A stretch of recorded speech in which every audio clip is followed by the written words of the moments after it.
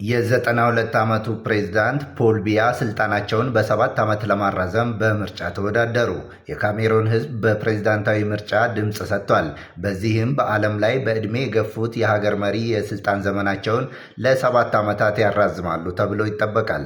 እሁድ ዕለት በተካሄደው የመጀመሪያ ዙር ምርጫ የ92 ዓመቱን ፕሬዝዳንት ፖል ቢያን 30 ሚሊዮን ሕዝብ ባላት የመካከለኛው አፍሪካ ሀገር ለ8ኛ ጊዜ የፕሬዝዳንትነት የስልጣን ዘመን ናቸውን ለማራዘም እድላቸው ሰፊ ነው።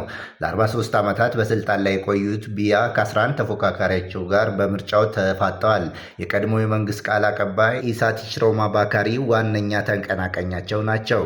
ባካሪ ለ20 ዓመታት የቢያ የቅርብ አጋር የነበሩ ሲሆን በሰኔ ወር ከመንግስት ስልጣን በመልቀቅ የተቃዋሚዎችን ጎራ ተቀላቅለዋል።